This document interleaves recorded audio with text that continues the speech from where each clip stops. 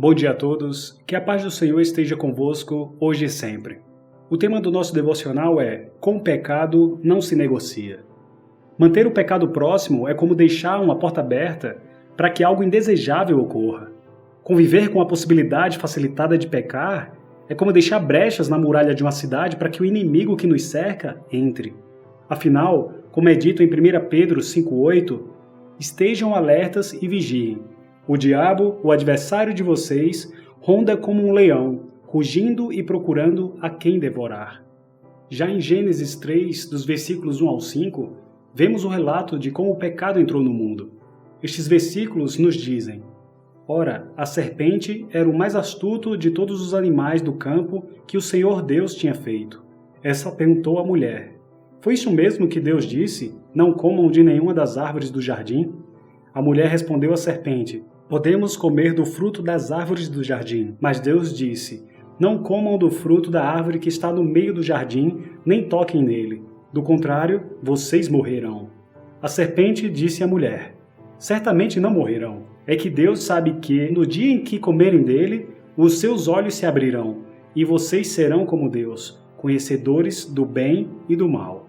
Vejam que a serpente tenta minimizar os efeitos da desobediência quando argumenta com Eva.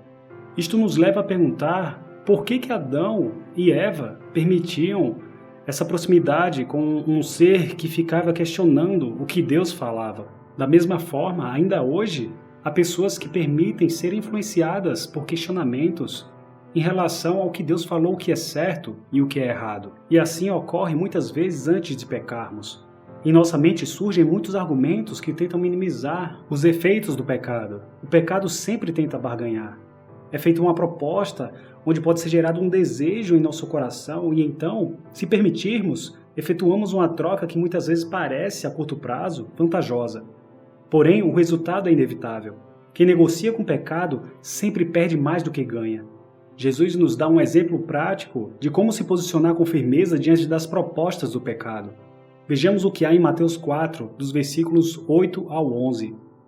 Depois, o diabo o levou a um monte muito alto e mostrou-lhe todos os reinos do mundo e a glória deles. Ele disse: Tudo isso te darei se, prostrado, me adorares. Então Jesus lhe disse: Retire-se, Satanás, pois está escrito: Adore ao Senhor, o seu Deus, e só a ele preste culto. Assim, o diabo o deixou, e imediatamente os anjos vieram e o serviram. Tiago resume bem a estratégia eficaz sobre como evitar o pecado. Em Tiago 4, versículo 7, temos: Portanto, submetam-se a Deus, resistam ao diabo, e ele fugirá de vocês. Jesus reconhece nossas fraquezas e recomenda cortar pela raiz o que nos leva a pecar. Ele nos diz em Mateus 18, versículos 8 e 9, Se a sua mão ou seu pé o induz a pecar, corte-o e jogue-o fora. É melhor entrar na vida mutilado ou aleijado do que, tendo as duas mãos ou os dois pés, ser lançado no fogo eterno. E se o seu olho o induzir a pecar, arranque-o e jogue-o fora. É melhor entrar na vida com um só olho do que, tendo os dois olhos, ser lançado no fogo do inferno. Oremos assim então.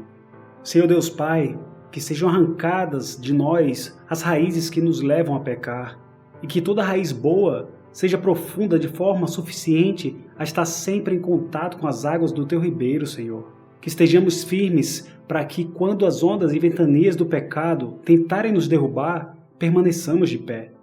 Que estejamos sempre atentos às propostas do mundo que, por mais vantajosas que pareçam, nos levam a errar.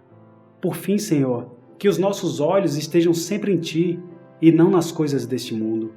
Em nome de Jesus. É assim que oramos. Amém.